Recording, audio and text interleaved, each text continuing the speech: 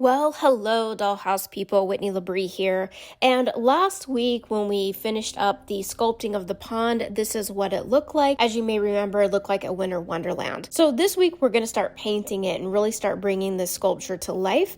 And the first thing I'm going to do is I'm going to take my black spray paint and I'm just going to spray paint this back area here. The reason I'm spraying it in this particular reason is because I really want to cover up that foam in the back, because paint is going to be much harder to do. And since I'm hand painting this instead of doing an airbrushing, which I've never wanted to airbrush more in my life, but I never really needed one till now, I think, I'm going to go ahead and hand paint it. So I spray painted the back part, and now I'm going to go ahead and just take my regular acrylic black paint and paint all the areas where I want it to have more of a deeper water look. I'm also going to be blending it in with this very dark navy blue color, and then I'm also going to be blending that in with this lighter blue just called blue water. For the base coat of the rocks, I'm going to use this color called cocoa. Okay, and I say let's get to painting.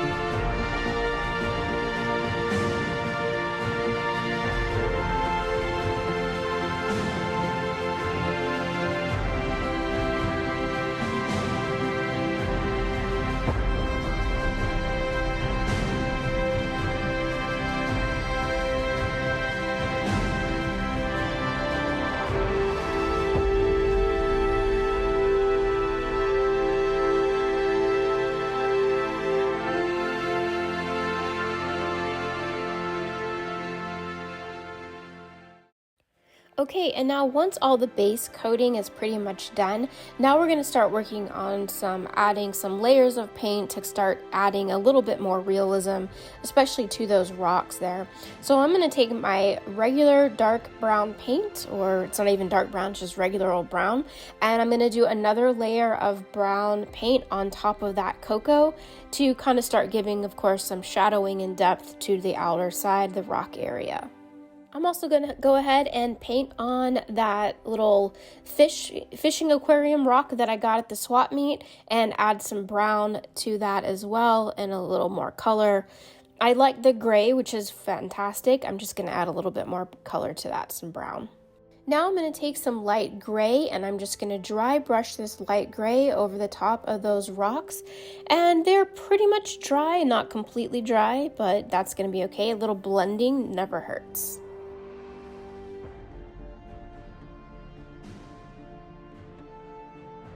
I'm just going to dab on a little of this Hunter dark green in different areas on the rocks to kind of give it a little bit more of a mossy look. Even though I'm going to be adding moss later, I think this is good to have as an undercoat, and it gives it some shadowing underneath the moss that we'll be adding later. All right, you can really see that this pond is really taking some life now. It's really popping now with some different fun colors. So at this point, honestly, I was really liking it a lot. And then I don't know what hit me, but something that I would normally have planned out prior to this point was lighting. And I was like, oh, cripes.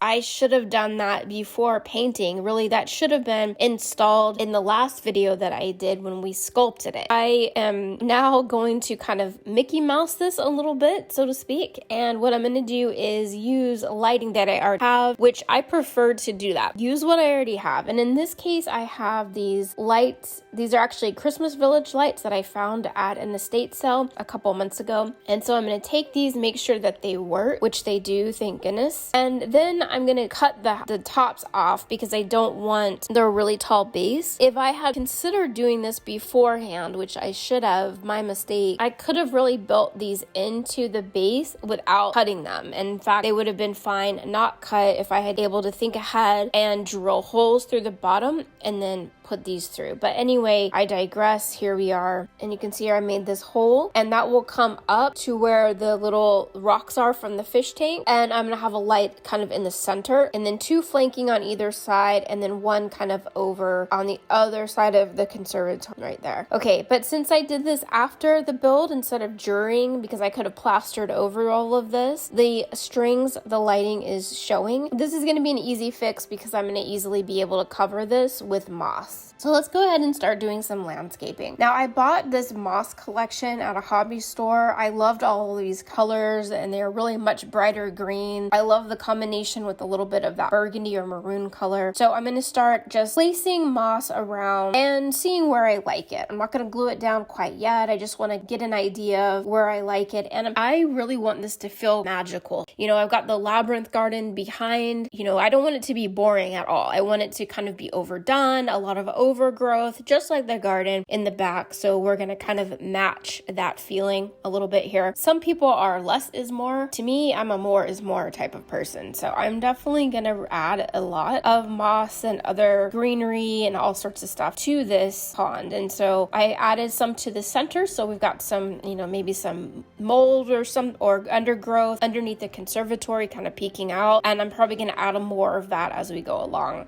So this is kind of just the basic first step, because I want to add water along that waterfall. I want to add rocks and that sort of thing as well. So I'm going to wait to add moss until actually the water is put in over there. Okay, and this is where we're going to stop this week. I have plenty more to do because I still want to add some other elements to this. I want to add rocks to it. Of course, we're going to add waterfall and water. I'd like to add maybe some small animals to the mix. And then I also want to build a little bridge so that the residents can cross over the top, enjoy the pond, but then get back to the labyrinth garden in the backyard area. So that's it for this week, you guys. I hope that you're liking how it's coming along. I hope that I've inspired you maybe to get to your own dollhouse projects or even build a pond for your own dollhouse. Please let me know what you think in the comments below. Give me a thumbs up. That helps my channel immensely. And if you haven't already subscribed, go ahead and do so. Love to have you as a subscriber. If you are interested in pre-owned dollhouse furniture and accessories, of course, you can always pop on over to my eBay website at Whitney LaBrie Events. If this is the first time visiting my channel and you're interested in seeing how I sculpted the base to this pond, please feel free to check out this video here. Thank you so much, everybody, and I will see you next week. Bye!